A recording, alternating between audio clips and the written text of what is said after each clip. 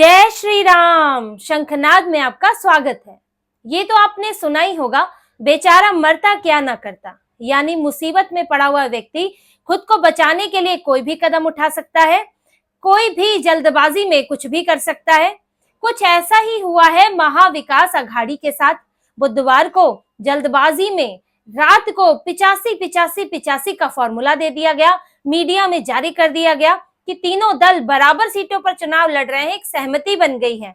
जो 2-3 दिनों की मैराथन बैठकें चल रही थी, जो बैठकों में झगड़ा हो रहा था, उसमें अचानक बिना सहमति बने ये एक फॉर्मूला आ गया।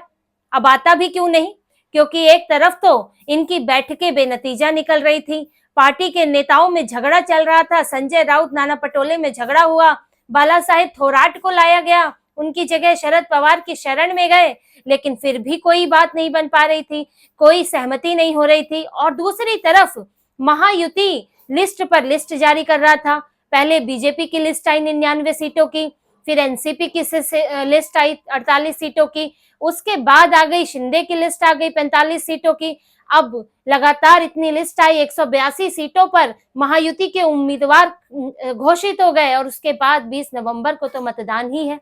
और यहाँ पर कांग्रेस और शिवसेना में सहमति नहीं बन पा रही है, एक भी उम्मीदवार घोषित नहीं कर पा रहे हैं। यहाँ तक कि शरद पवार, जिनका ज्यादा झगड़ा नहीं है, वो भी घोषित नहीं कर पा रहे हैं। तो फजीहत हो रही थी।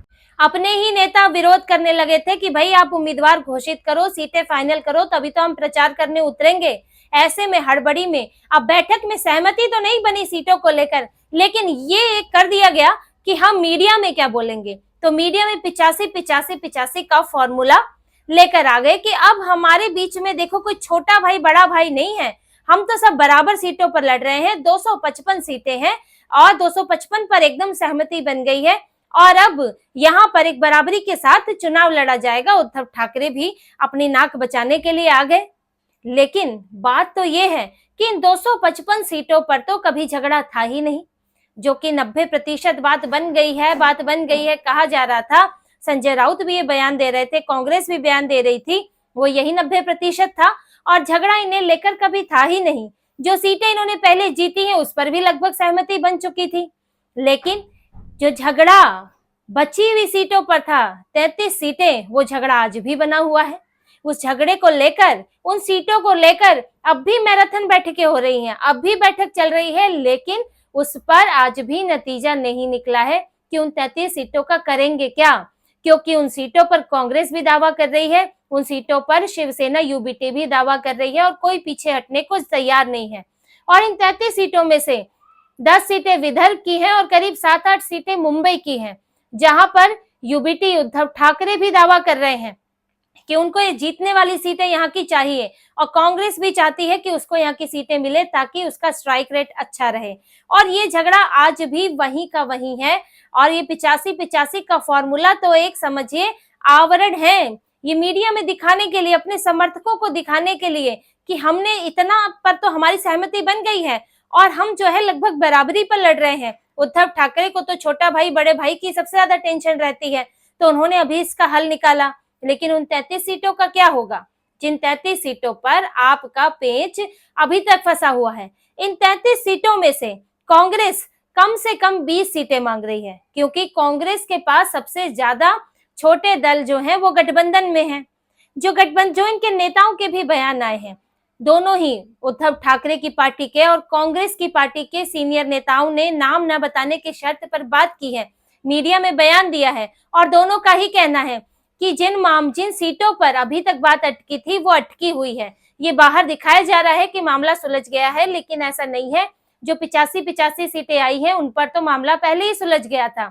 जो ये 33 सीटें हैं, इसमें से 18 सीटें तो छोटी पार्टियों के लिए रखी जाएंगी और 15 सीटें ऐसी हैं जिसे बांटना है। अब देखिए, छोटी पार्टियां सबसे ज्यादा किसके साथ है? कांग्रेस के साथ है। कम्युनिस्ट पार्टियां सारी की सारी कांग्रेस के पास है, सपा कांग्रेस के साथ है, यानी कि कांग्रेस को ही इन्हें अपनी सीटों में से देना है। अब कांग्रेस नुकसान तो झेलेगी नहीं कि बराबर बराबर सीटें लड़े और अपने में से ही सहयोगी दलों को दे। जैसे कि बीजेपी ने पिछली बार जब वो उद्धव ठाकरे के साथ थी तो 167 सीटों पर लड़ी थी, 150 पर खुद लड़ी थी और बाकी की 17 सीटें दी थी अपने सहयोगियों को। उद्धव ठाकरे, उनके पास ज्यादा सहयोगियां होते नहीं है, 1-2 दल ही उनके साथ होते हैं गठबंधन में, तो वो उनके ऊपर ये बोझ नहीं है। वही शरद पवार के साथ भी एक आधी दल है, जो पीजेंट्स पार्टी को वो देते हैं, तो उनके ऊपर भी बोझ नहीं है। ऐसे में 18 सीटों में से कांग्रेस कम से कम यहाँ से 10 सीटें तो वो लेगी ही लेगी, 10 से 15 सीटें कांग्रेस लेगी। और बची हुई 15 सीटों में से भी कांग्रेस उसमें से भी चाहती है, क्योंकि उसमें जो है जीतने वाली सीटों पर झगड़ा चल रहा है। तो कांग्रेस इस 33 सीटों में से 20 सीटें कम से कम अभी भी चाहती है। और ये इतनी कोशिशें हुई है कि नाना पटोले, बाला साहेब थोराट, रमेश चेन्नीथला, यहाँ के प्रभारी भी आ गए, लेकिन अभी भी नई बात बन पा रही है। कांग्रेस के सीनियर नेताओं का कहना है कि उद्धव ठाकरे अड़े हुए हैं मीटिंग में। वो बार बार जब भी इनकी बात आती है तो वहां पर जो यूबीटी के नेता हैं वो हंगामा खड़ा कर देते हैं। उसी तरह से यूबीटी वालों का कहना है कि कांग्रेस पीछे हटने को तैयार नहीं है। इनके वरिष्ठ नेताओं ने ये बातें कही हैं। और अगर 20 सीटें कांग्रेस ले लेती है तो वो 85 से 105 पर पहुंच जाएगी। अब बची हुई इसमें से 13 सीटें हैं, अगर सारी की सारी यूबीटी को मिल भी गई तो भी इस वक्त 85 से वो 98 पर पहुंचेंगे। और देखिए, शरद पवार मूक दर्शक बनकर तो बैठेंगे नहीं, क्योंकि पहले ही उनको कम से कम 88 सीटों की बात तो आ रही थी, अभी तो 85 सीटों पर अटका दिया है। और शरद पवार जो इनके बीच में मीडिएशन करा रहे हैं, जो सबके गुरु बन के बैठे हुए हैं, वो ऐसा तो नहीं चाहेंगे कि 33 सीटें उद्धव ठाकरे और कांग्रेस आपस में बांट ले और शरद पवार किनारे लग जाए। तो यानी कि बचे हुए में शरद पवार का हिस्सा भी होगा। अगर वो इसमें से 3-4 सीटें भी ले जाते हैं तो उद्धव ठाकरे वही 94-95 पर आ जाएंगे। अगर 1-2 सीटें कांग्रेस की तरफ से ले जाते हैं तो कांग्रेस कम से कम 100 पार तो रहने ही वाली है, क्योंकि कांग्रेस को छोटे दलों को भी एडजस्ट करना है। और कांग्रेस की जो अभी इनकी अपनी मीटिंग हुई है इलेक्शन कमेटी की, उसमें भी 63 उम्मीदवारों के नाम फाइनल हुए हैं, बाकी अभी होना बाकी है। और वो इंतजार हो रहा है कि ये सभी सीटें उन्हें मिले और जिसमें से वो सपा को दे सके, कम्युनिस्ट पार्टी को दे सके। अब देखिए, सपा ने भी 4-5 उम्मीदवार अपने खड़े कर दिए हैं मुंबई में और महाराष्ट्र में दूसरी जगह पर। वो भी कम से कम 7 सीटें मांग रही है, करीब 9 सीटें, 7 से 9 के बीच में सीटें मांग रही है। अब कांग्रेस को कम से कम 5 सीटें तो देनी ही होगी अगर आपको गठबंधन में रखना है। और आप सपा को कहाँ गठबंधन से भगाओगे? पहले आपने जम्मू कश्मीर में बाहर कर दिया और यहाँ पर सपा से इधर भी झगड़ा चल रहा है यूपी में। तो जब आप साथ मिलकर लड़ ही नहीं सकते तो आप किस बात की इंडी गठबंधन? फिर यहाँ पर इधर भी कांग्रेस के लिए समस्या है, क्योंकि राहुल गांधी अपने आप को इंडी गठबंधन का बड़ा नेता दिखाना चाहते हैं कि सारी पार्टियां उनके पीछे चल रही है। तो ये लड़ाई देखिए, सीटों की तो लड़ाई है ही कि दोनों चाहते हैं कि उनके पास ज्यादा से ज्यादा वो सीटें हो जिन पर वो जीत सकते हैं। लेकिन लड़ाई यहाँ पर एक परसेप्शन की भी है, एक यहाँ पर मनोवैज्ञानिक प्रभाव की भी है कि कौन यहाँ पर बड़ी पार्टी है, कौन यहाँ पर बड़ा भाई है। कांग्रेस छोटा बन के नहीं रहना चाहती, क्योंकि राष्ट्रीय पार्टी है। हमेशा एनसीपी के साथ भी गठबंधन में, शरद पवार के साथ भी वो बड़ी पार्टी के तौर पर रही और मुख्यमंत्री अपना बनाया। तो उद्धव ठाकरे में ऐसा क्या है जिनकी पार्टी टूट गई, जो अभी एक अननेचुरल अलायंस में है, तो कांग्रेस उनके लिए क्यों सेक्रीफाइस करेगी? यही वजह है कि नाना पटोले और संजय राउत के बीच में इतना जबरदस्त झगड़ा हो गया कि इनकी मजबूरियां बहुत बड़ी है। उद्धव ठाकरे के साथ हम देखेंगे तो उद्धव ठाकरे को देखिए, उनको तो एक अपनी इज्जत बचानी है, उनको तो ये अपना पुराना जो फैसला है बीजेपी से अलग होने का, वो उन्हें सही करना है। ये दिखाना है कि मैंने सही फैसला लिया था और इस गठबंधन में मेरी उतनी ही इज्जत है जितनी मुझे शुरू में मिलती थी। ऐसे में वो ना छोटा भाई तो बिल्कुल नहीं दिखना चाहते, बराबरी पर वो दिखना चाहते हैं और इसलिए वो लड़ रहे हैं।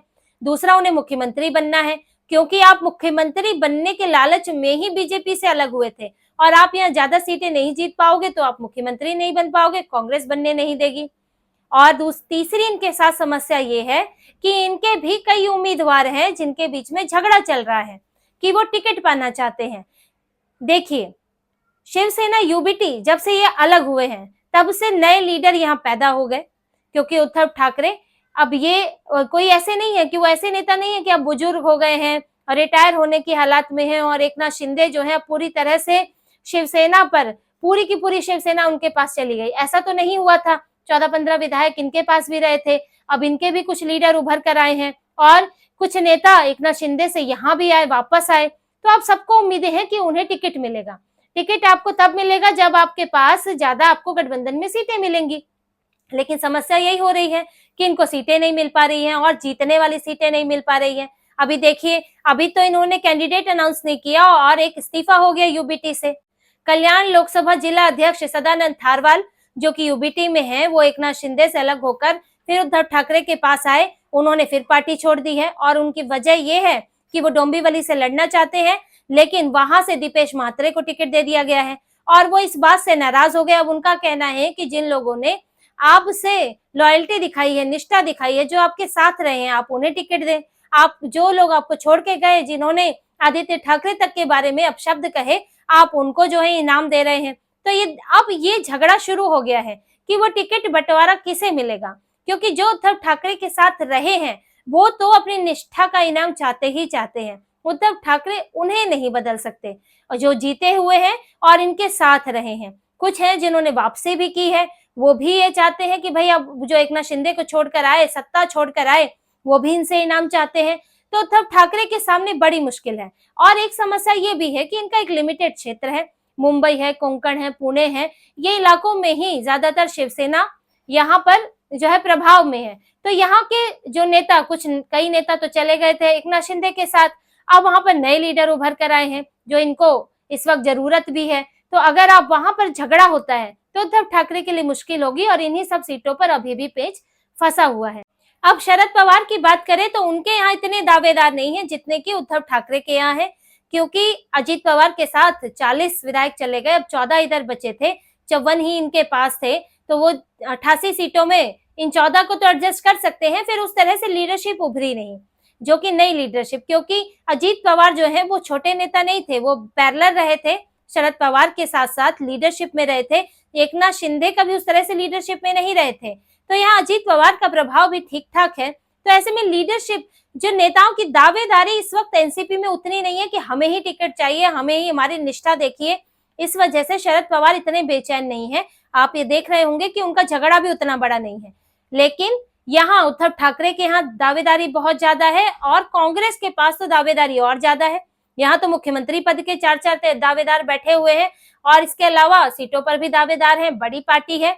इसीलिए कांग्रेस भी इस बात से, कांग्रेस को भी दोनों चीजें देखनी है कि उसे भी बड़ा भाई बनना है, गठबंधन का नेता बनना है, दूसरे अपने नेताओं को एडजस्ट करना है, उनको ज्यादा से ज्यादा टिकट देना है ताकि नाराजगी ना सामने आए, क्योंकि अभी तो लिस्ट घोषित नहीं हुई है। अभी शरद पवार की पार्टी ने एक लिस्ट जारी की है जिसमें अभी कुछ उम्मीदवार, पूरी लिस्ट जारी नहीं हुई है, एक खेप आई है, लेकिन अभी कांग्रेस और उद्धव ठाकरे की तो लिस्ट आई नहीं है। अब जब लिस्ट आएगी तो उसके बाद नाराज नेता भी सामने आएंगे। एक इस्तीफा तो हो ही गया है, अभी किशोर कन्हेरे प्रवक्ता यूबीटी के, वो कांग्रेस में ही चले गए थे। तो नाराजगी के बीज तो पनप ही रहे हैं, लेकिन खोलकर सामने आएंगे जब कैंडिडेट अनाउंस हो जाएंगे। और इसके उलट देखिए महायुति में देखिए सारी सीटों का बंटवारा तो अभी वहां भी नहीं हुआ है, वहां पर भी अभी 182 सीटों पर ही मामला बना है। लिस्ट जारी हुई है, धीरे धीरे हो रही है और कुछ सीटें वहां भी फंसी हुई है, लेकिन वहां बयान सामने नहीं आ रहे हैं। ऐसा नहीं है कि अजीत पवार कह रहे हैं, पता लग रहा है कि इनके बीच में झगड़ा है, 10 सीटें यहाँ फंसी है, 5 सीटें वहां फंसी है, ऐसा नहीं है। चीजें शांति से हो रही हैं, जितनों पर सहमति बनती जा रही है उतनी अनाउंस होती जा रही है। यही फर्क है, फर्क झगड़े का है। परेशानियां दोनों जगह है, एडजस्टमेंट की कोशिश दोनों जगह है, लेकिन इनका झगड़ा विजिबल है, इनका झगड़ा ज्यादा बड़ा है, इनका ज्यादा स्टेक है, अपनी इज्जत की बात है, और उधर स्टेक कम है, उधर एकजुटता ज्यादा दिख रही है और कोई भी बड़बोला नहीं बन रहा है, बयानबाजी उस तरह से नहीं हो रही, मीटिंगों में झगड़ा मारपिटाई की नौबत नहीं आ रही है। तो ये दो अंतर इस वक्त महाराष्ट्र के चुनाव में है, दोनों गठबंधनों में, और इसका असर तो चुनाव के नतीजों पर तो पड़ेगा ही, क्योंकि जो एकजुट है वो दिख रहा है, जो बिखरा हुआ है वो भी दिख रहा है। और अभी जब टिकट बंटवारा होगा, जब उम्मीदवार अनाउंस होंगे, तो उसके बाद जो नाराजगी सामने आएगी वो तो इस गठबंधन में और विस्फोटक स्थिति ला सकती है। और ये जो कुछ दिन बचे हैं, ये विस्फोटक स्थिति इन कुछ दिनों में गठबंधन को, अघाड़ी को हिलाकर रख सकती है। तो इसी तरह की और खबरें और विश्लेषण आपके लिए लाते रहेंगे। हमसे जुड़े रहिए, सब्सक्राइब कीजिए, कमेंट कीजिए। बहुत बहुत धन्यवाद। जय श्री राम।